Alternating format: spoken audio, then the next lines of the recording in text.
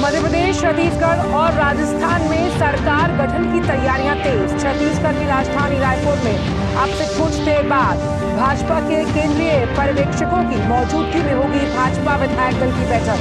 वहीं मध्य प्रदेश और राजस्थान में भाजपा विधायकों की बैठक सोमवार। केंद्रीय गृह एवं सहकारिता मंत्री अमित शाह आज पटना में आयोजित पूर्वी क्षेत्रीय परिषद की 26वीं बैठक की करेंगे अध्यक्षता। बिहार, पश्चिम बंगाल, उड़ीसा और झारखंड राज्य बैठक में होंगे शामिल। WHO आज गाजा और वेस्ट बैंक में मौजूदा स्वास्थ्य स्थिति पर करेगा आपात बैठक। बैठक में फिलिस्तीनी दूत विदेशी स्वास्थ्य कर्मियों के लिए अधिक चिकित्सा सहायता की करेंगे मांग।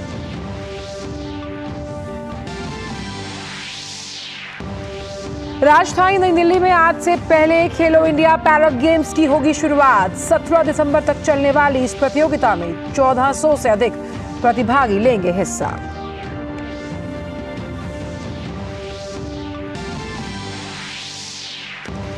डरबन के किंग्समेड स्टेडियम में भारत और दक्षिण अफ्रीका के बीच 3 T20 मैच की सीरीज का पहला मुकाबला आज सूर्य कुमार यादव की अगुवाई में जीत के साथ शुरुआत करना चाहेगी भारतीय टीम।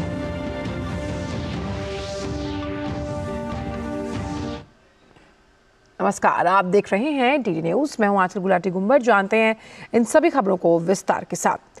मध्य प्रदेश, राजस्थान और छत्तीसगढ़ में सरकार गठन की तैयारियां तेज हो गई हैं।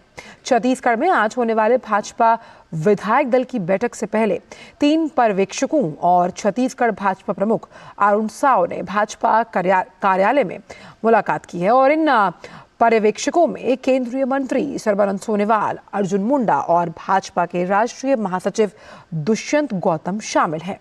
पूर्व सीएम डॉक्टर रमन सिंह, प्रदेश अध्यक्ष अरुण साव, विष्णुदेव साय एवं रेणुका सिंह मुख्यमंत्री के प्रमुख दावेदार हैं। इसके अलावा भी कुछ और नामों पर चर्चा की जा रही है। और सोमेश पटेल हमारे जो संवाददाता हैं वो रायपुर से जुड़ रहे हैं इस पूरी बड़ी खबर पर अपडेट देने के लिए। तो हम ये मान सकते हैं सोमेश की छत्तीसगढ़ में विधायक दल की जो बैठक है उस पर सभी की निगाहें हैं, और अगर मुख्यमंत्री पद की बात की जाए तो सबसे ज्यादा किसका नाम जो है वो खबरों में है और कौन कौन से अन्य दावेदार इस रेस में शामिल हैं?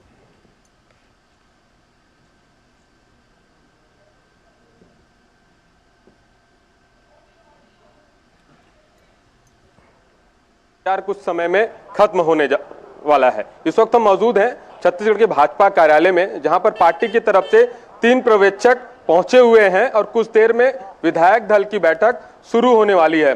जो पर्यवेक्षक पहुंचे हुए हैं वो एक एक विधायक से 1 to 1 बातचीत करेंगे और बातचीत करने के बाद इस पे मंथन किया जाएगा कि छत्तीसगढ़ का मुख्यमंत्री कौन होगा। इन तमाम लोगों पर जो नाम की चर्चा है कि छत्तीसगढ़ का मुख्यमंत्री कौन होगा, जो दौड़ में शामिल है छत्तीसगढ़ के पूर्व मुख्यमंत्री डॉक्टर रमन सिंह जो 3 बार में छत्तीसगढ़ के मुख्यमंत्री रह चुके हैं, अरुण साव जो प्रदेश अध्यक्ष हैं, विष्णुदेव साय जो पूर्व प्रदेश अध्यक्ष रह चुके हैं और रेणुका सिंह केंद्रीय मंत्री रह चुके हैं, ओपी चौधरी, इन तमाम नामों को लेकर यह चर्चा जारी है।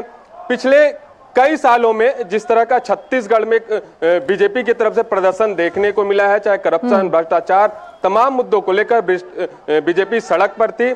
आज उन तमाम नामों की चर्चा की घोषणा हो जाएगी कि छत्तीसगढ़ का मुख्यमंत्री कौन होगा। दूसरा एक महत्वपूर्ण जानकारी सामने आ रही कि गुजरात पैटर्न के तर्ज पर 12 मंत्री होंगे और इस 12 मंत्री में 6 नए और 6 नए पुराने मंत्रियों को मौका दिया जाएगा।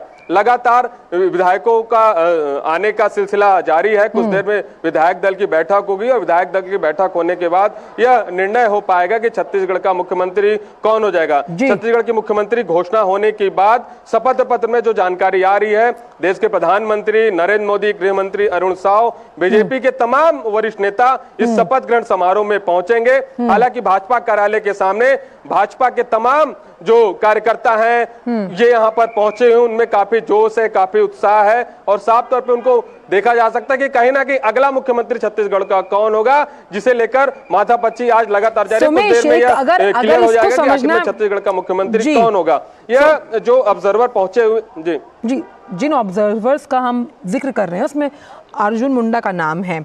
और क्या हम ये मान सकते हैं कि आदिवासी या फिर ओबीसी की जो फॉर्मूला है उसको लेकर भी पार्टी मुख्यमंत्री पद के लिए किन्हीं दावेदारों पर कहीं ना कहीं हम ये मान सकते हैं उनका नाम भी इस पद के लिए शामिल हो सकता है?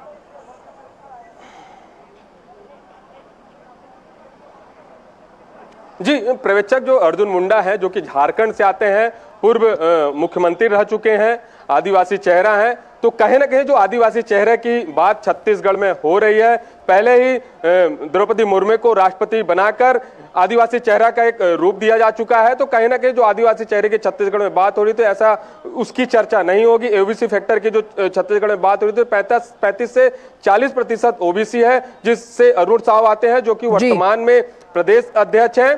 मैं आपको एक महत्वपूर्ण बात बताऊं, छत्तीसगढ़ में मोदी की गारंटी की घोषणा पत्र यहां पर जारी किया गया था, जिन तमाम घोषणा पत्र में चाहे नवविवाहित महिलाओं को 12,000 रुपए सालाना देने की बात हो, 500 रुपए में सिलेंडर देने की बात हो या 3100 रुपए किसानों को देने की बात हो, तो ये जो तमाम जो घोषणाएं हुई थी, छत्तीसगढ़ का जो नया मुख्यमंत्री होगा इन सारे चीजों को क्रियान्वयन करना होगा, इंप्लीमेंट करना होगा। लेकिन जिस तरह से मुख्यमंत्री को लेकर छत्तीसगढ़ में चर्चा है कि अगला मुख्यमंत्री कौन होगा, तो जो मुख्यमंत्री डॉक्टर रह चुके हैं छत्तीसगढ़ के पूर्व मुख्यमंत्री डॉक्टर रमन सिंह, इनके नाम की भी चर्चा छत्तीसगढ़ में जोरों से है, क्योंकि ये 3 बार के मुख्यमंत्री हैं छत्तीसगढ़ में, छत्तीसगढ़ को बखूबी करीब से समझते हैं, सौम्य चेहरा है और एक चाउर वाले बाबा के नाम से इनको छत्तीसगढ़ में जाना जाता है। जी और साथ ही विष्णुदेव साई की अगर बात की जाए तो एक कद्दावर नेता हैं, आदिवासी चेहरा हैं और उनकी जो राजनीतिक साख है अगर प्रदेश की बात की जाए तो वो भी बहुत अहम है। जिस तरह से खास तौर पर सभी से बातचीत करके ही कोई फैसला लिया जाएगा, इस बारे में किस तरह की सुगबुगाहट आप देख पा रहे हैं वहां पर?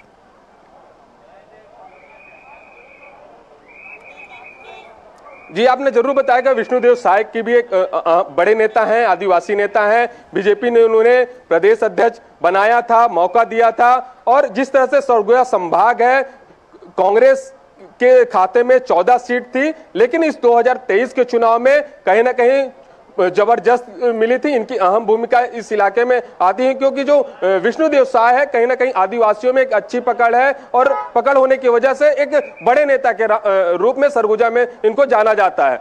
जी और साथ ही क्योंकि हम ये जानते हैं कि जब छत्तीसगढ़ के लिए चुनाव लड़ा गया था भाजपा ने, तब मुख्यमंत्री पद के लिए किसी चेहरे को लेकर नहीं लड़ा गया। उस लिहाज से आज की इस बैठक में जो तमाम पर्यवेक्षक है सोमेश, उनकी भूमिका बहुत अहम हो जाती है, क्योंकि पर्यवेक्षकों का चुनाव भी खास तौर पर हर राज्य के हिसाब से किया गया। अगर हम खास तौर पर छत्तीसगढ़ की भी बात करें तो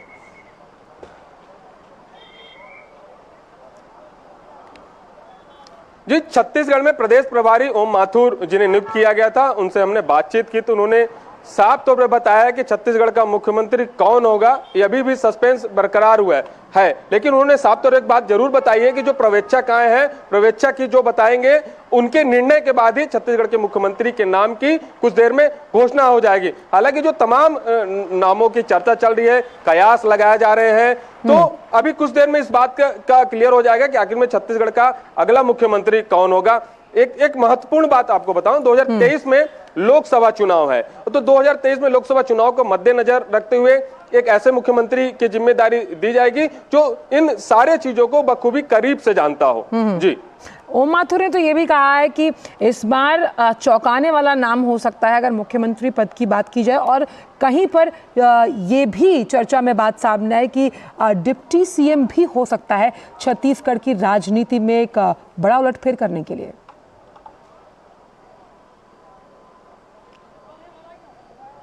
जी, आपने जरूर बहुत अच्छी बात कही कि डिप्टी सीएम की बात को लेकर छत्तीसगढ़ में यह चर्चा चल रही है। हालांकि इस बात की अभी पुष्टि नहीं है। पर्यवेक्षक के निर्णय के बाद ये पता चल पाएगा कि डिप्टी सीएम कौन होगा। सबसे पहले विधायक दल की बैठक कुछ देर में शुरू हो जाएगी और इसके बाद ये निर्णय हो पाएगा कि मुख्यमंत्री छत्तीसगढ़ का कौन होगा। डिप्टी सीएम की बात की भी चर्चा है, तो अगर डिप्टी सीएम की बात करें तो ओपी चौधरी हैं, इन्हें भी डिप्टी सीएम बनाया जा सकता है। अरुण साव, रेणुका सिंह, तमाम इनके नामों की भी चर्चा छत्तीसगढ़ में चल रही है। पर्यवेक्षक कुछ देर में इस बात को बताएंगे कि आखिर में छत्तीसगढ़ का मुख्यमंत्री कौन होगा। उन्हीं के निर्णय के बाद ही छत्तीसगढ़ को एक नया मुख्यमंत्री मिल पाएगा। जी। और खासतौर पर चुनावी प्रचार की अगर बात की जाए सोमेश, तो हमने देखा था कि छत्तीसगढ़ में धुआंधार प्रचार किया गया था। खास तौर पर तमाम पर्यवेक्षक जो वहाँ पर मौजूदा विधायक हैं उनसे भी बात की जा रही होगी कि किस तरह के नेता की जब बात की जाती है जो जननायक के तौर पर, जनप्रतिनिधि के तौर पर उभरता है, जो राज्य को स्थायित्व दे आने वाली इस राजनीति में, यानी कि आने वाले 5 सालों में।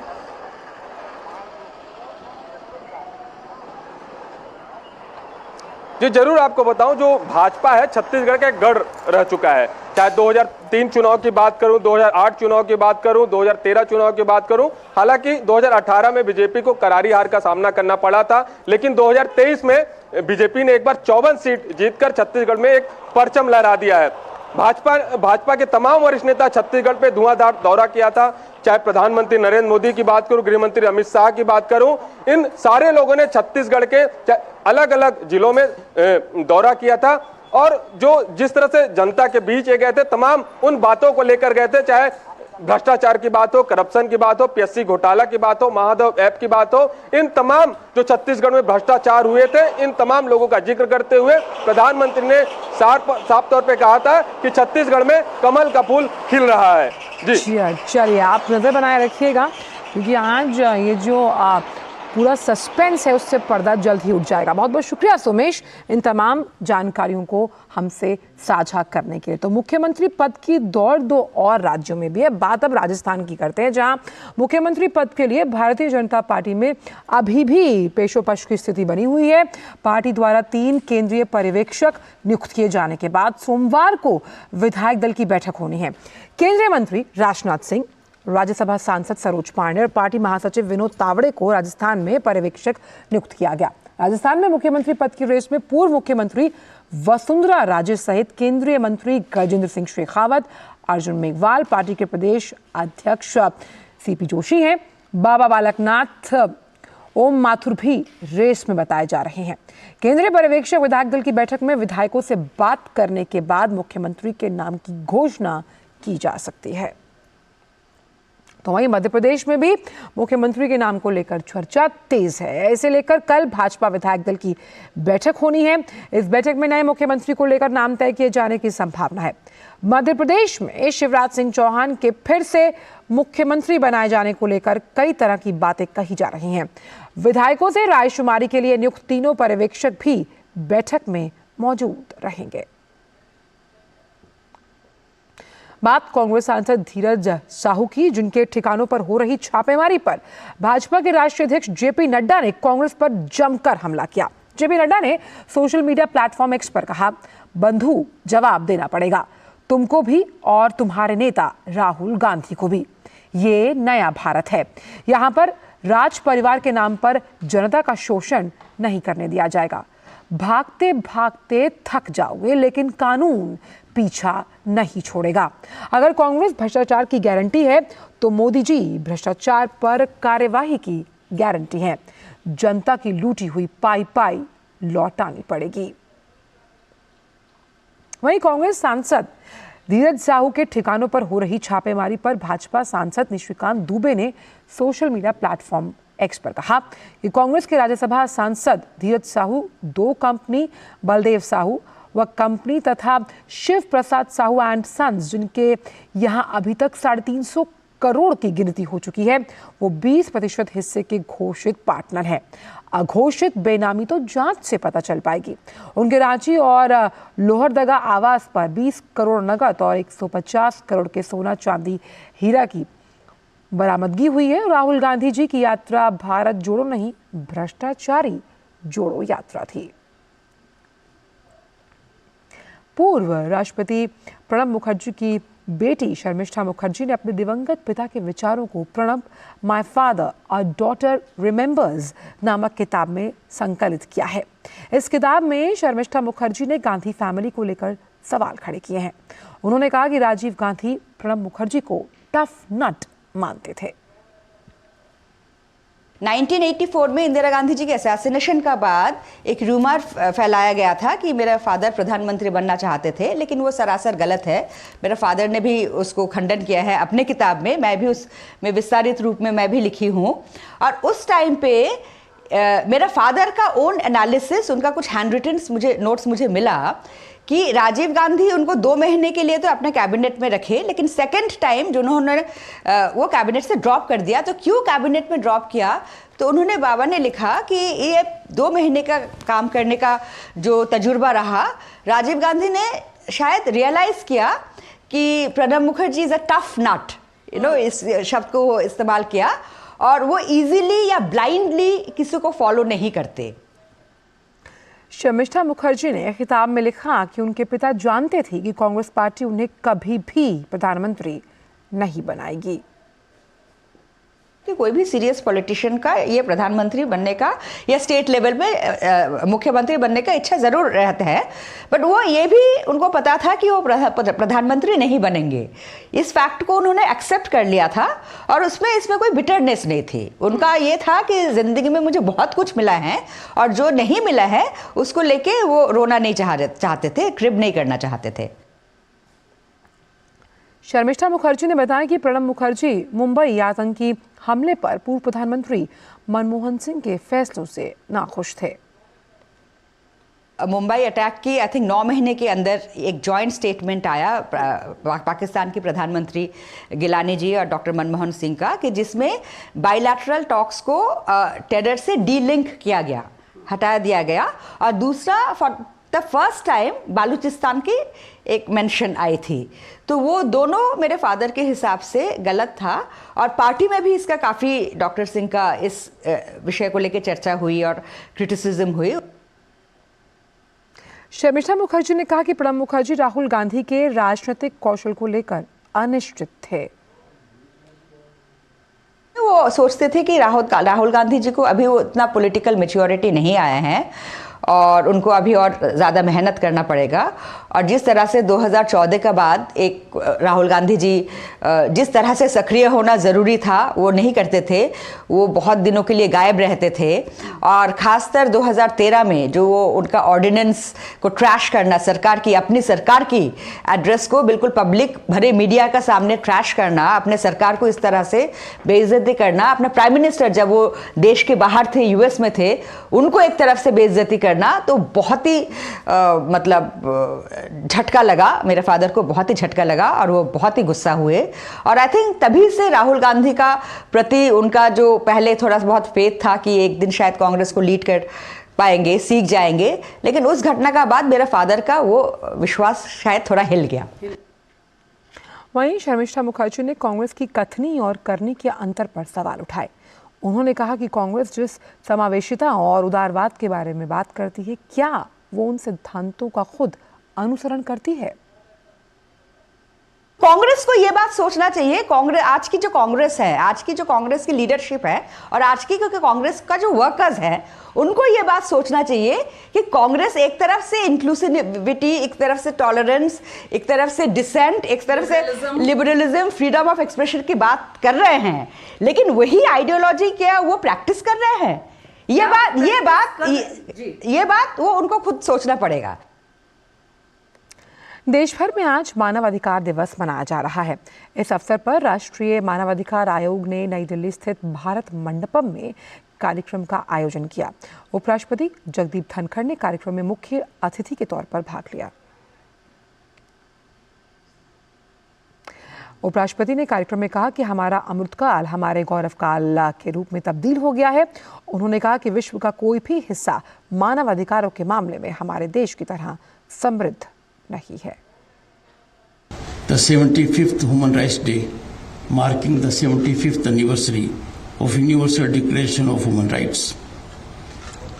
A coincidence, it just follows our Amrit Kal, and our Amrit Kal has become our Gaurav Kal, primarily due to blossoming of human rights and values.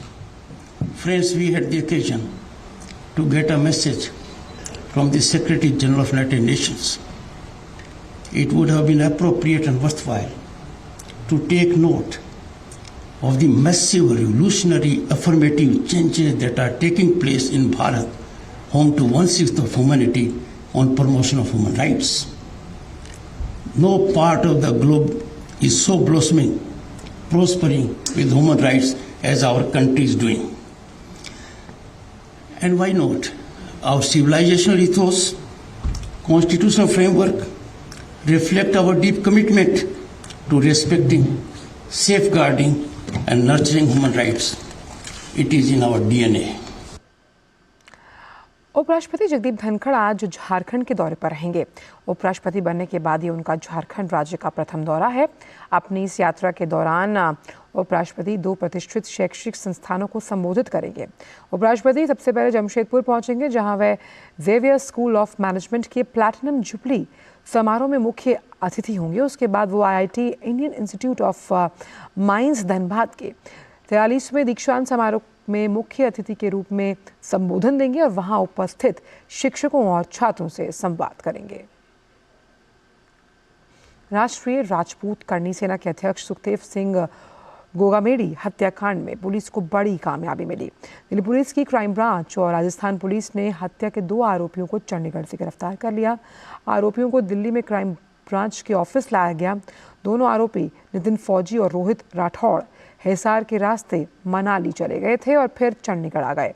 इनके साथ इनका साथी उद्धम भी था, उसे भी गिरफ्तार कर लिया गया है। मुंबई में वन भारत साड़ी वॉकथॉन का आयोजन किया गया। केंद्रीय मंत्री पीयूष गोयल ने वॉकथॉन को झंडी दिखाकर रवाना किया। वन भारत साड़ी वॉकथॉन का उद्देश्य देश में हथकरघा साड़ी संस्कृति को बढ़ावा देना है। इसके साथ ही महिला सशक्तिकरण को भी बढ़ाना है। सांस्कृतिक विविधता और सशक्तिकरण के इस उत्सव में तमाम क्षेत्रों की हस्तियां सहित गृहिणियों ने भी भाग लिया। कार्यक्रम में अभिनेत्री सोनाली बेंद्रे भी मौजूद रहीं। ये देश का अब तक का सबसे बड़ा वन भारत साड़ी वॉकथॉन है। खबर उत्तर प्रदेश से, जहां के बरेली में नैनीताल हाईवे पर भोजीपुरा के पास एक बड़ा सड़क हादसा हुआ। इसमें एक बच्चे सहित 8 लोगों की मौत हुई है। पुलिस के अनुसार एक कार का टायर फटने से वो अनियंत्रित होकर डंपर से टकरा गई, जिसकी वजह से कार में भयानक आग लगी। पुलिस के अनुसार दमकल विभाग को बुलाकर आग पर काबू पाया गया, लेकिन कार अंदर से लॉक हो जाने की वजह से सभी यात्री फंस गए और उनकी जिंदा जलकर मृत्यु हो गई। पुलिस ने कहा कि सभी शव जो हैं उन्हें कब्जे में लेकर पोस्टमार्टम के लिए भेज दिया गया है। और अब बात विकसित भारत संकल्प यात्रा से जुड़ी हुई।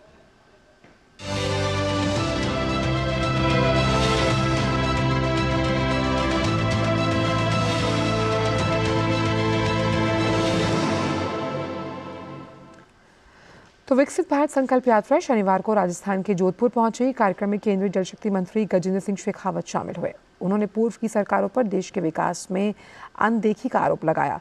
उन्होंने कहा कि प्रधानमंत्री की अगुवाई में देश विकास के मार्ग पर तेजी से आगे बढ़ रहा है। कार्यक्रम में काफी संख्या में महिलाओं ने हिस्सा लिया और केंद्र की जन कल्याणकारी योजनाओं से मिले लाभ के अनुभवों को साझा किया। महिलाओं को इस योजना का काफ़ी लाभ मिल रहा है। दूसरा जो आयुष्मान भारत है, आयुष्मान कार्ड बनाना, उसको भी हमने बहुत सारा योगदान दिया है। हमने काफ़ी कार्ड बनवाए हैं। मैं अपने अकॉर्डिंग बताऊं तो कम से कम मैंने 150 कार्ड खुद ने बनाए हैं। विकसित संकल्प यात्रा के अंदर ये जो कार्यक्रम पूरे भारतवर्ष के अंदर शुरू होने जा रहा है और आज जोधपुर जिले में भी इस कार्यक्रम की शुरुआत आगाज़ हुई है। ये कार्यक्रम एक जन आंदोलन की तरह एक ये कार्यक्रम है जिसमें भारत सरकार के जितनी भी योजनाएं हैं, जो जन जन तक एक गरीब कल्याण योजनाएं जो है, वो सारी योजनाएं किस तरीके से हमने पहुंचाई है उसकी एक यात्रा है। और साथ साथ में इस यात्रा का सबसे मुख्य उद्देश्य ये है कि जो भी वंचित लाभार्थी रह गए हैं उनको भी किस तरीके से हम योजनाएं वहां तक उनको पहुंचाएं, उनको जोड़ने का काम ये यात्रा करेगी। जो उन्होंने अपनी उपलब्धियां बताई हैं वो पूरे देश की जनता के लिए काफ़ी मददगार है, कारगर है और विशेषकर महिलाओं के लिए कि उन्होंने महिलाओं के लिए इतना कार्य किया है कि उससे उन महिलाओं में उत्साह आया है और वो कम से कम अपना घर चला रही है और साथ ही साथ 2-4 महिलाओं को रोज़गार भी देने की स्थिति में आ गई है। जैसे उन्हें पक्का घर दिया गया है, उज्ज्वला गैस दी गई है। इसके अतिरिक्त जो मुद्रा लोन दिया गया है उससे उन महिलाओं में आत्मनिर्भरता आई है और वो अपने कार्य एक ऊर्जा, जो कहते हैं कि ऊर्जा से भरे हुए जो व्यक्तित्व होता है उस हिसाब से कार्य करती हैं और उसी के अंदर आगे बढ़ रही। और वहीं तमिलनाडु के मयिलाडुतुरै जिले में आयोजित विकसित भारत संकल्प यात्रा में केंद्रीय मंत्री सर्बानंद सोनोवाल ने हिस्सा लिया। इस कार्यक्रम को संबोधित करते हुए सोनोवाल ने कहा कि प्रधानमंत्री मोदी के अगुवाई में देश दुनिया में नाम कमा रहा है। This particular van has come to your campus, to your village, to your bedside. And this particular van is carrying the message of guarantee of Modi. What guarantee? Modi's guarantee. What guarantee? Modi's guarantee. What guarantee? Modi's guarantee. What guarantee? Modi's guarantee. So that is that guarantee is there. Whatever Modi gives guarantee, that is always perfectly implemented, articulated into action. It is not like the earlier government. This government, under the dynamic leadership of our Prime Minister, whatever he promised, he always honored with perfect quality implementation. That is why the country is growing faster. That is why India is developing faster. That is why India is aiming to become the #1 nation in the world. राजधानी नई दिल्ली में आज से पहले खेलो India para games की शुरुआत हो रही है। दिल्ली के 3 स्टेडियम में आयोजित होने वाली इस प्रतियोगिता में सर्विसेज स्पोर्ट्स कंट्रोल बोर्ड सहित 32 राज्यों एवं केंद्र शासित प्रदेशों के 1400 से अधिक प्रतिभागियों के पहले खेलो इंडिया पैरा गेम्स में भाग लेने की उम्मीद है। केंद्रीय गृह मंत्री अमित शाह 11 दिसंबर को इंदिरा गांधी स्टेडियम में इस प्रतियोगिता का औपचारिक उद्घाटन करेंगे।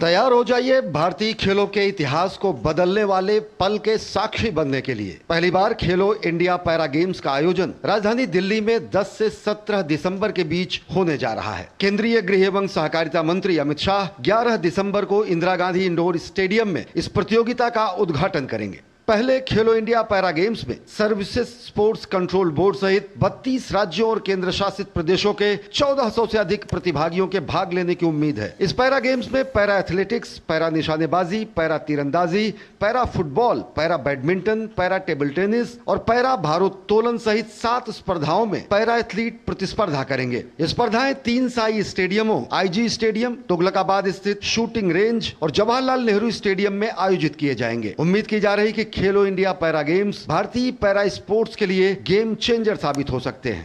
Continuity of the para games and creating more development in the para Olympic sports remains our foremost agenda.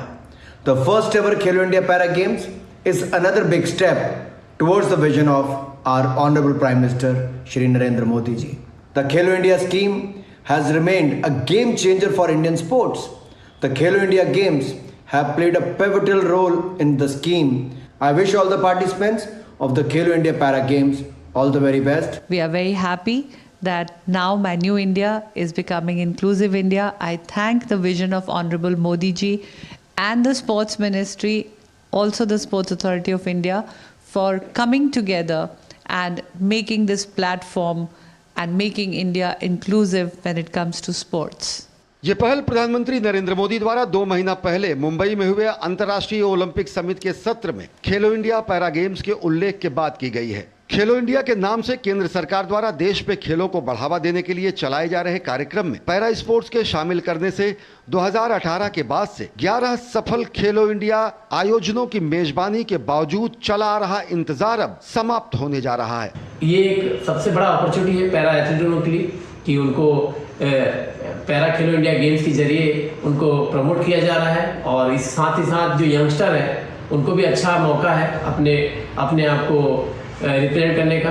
जो रूरल एरिया के खिलाड़ी हैं उनके लिए बहुत बेनिफिट रहेगा इसके लिए, और जो यंग खिलाड़ी हैं और आने वाले हमारे देश के लिए जो ये स्पोर्ट्स है खेलो इंडिया स्कीम्स है इसके लिए बहुत ही बेनिफिट रहेगा। और मैं मानता हूं कि जैसे एबल बॉडी को सपोर्ट मिल रहा है, उसके साथ साथ पैरा स्पोर्ट्स को भी सपोर्ट मिल रहा है। खेलो इंडिया पैरा गेम्स के माध्यम से पैरा खेलों में करियर बनाने के इच्छुक प्रतिभाशाली पैरा एथलीटों की पहचान की जा सकेगी और देश के लिए वांछित परिणाम लाने में उन्हें मदद दी जा सकेगी। ऐसे में 11 दिसंबर को होने वाले उद्घाटन समारोह के साथ ही खेलो इंडिया पैरा गेम्स भारतीय खेलों में एक नया अध्याय लिखने के लिए बेकरार हैं। नारायण सिंह की रिपोर्ट, डीडी न्यूज, दिल्ली।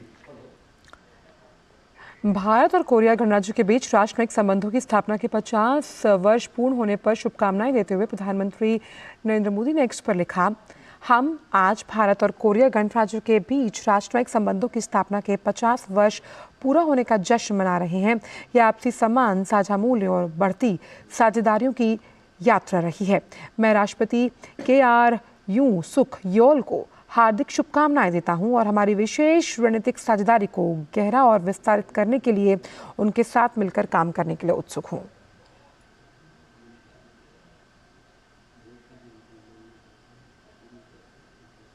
और फिलहाल समाचारों में इतना ही। दीजिए इजाजत, नमस्कार।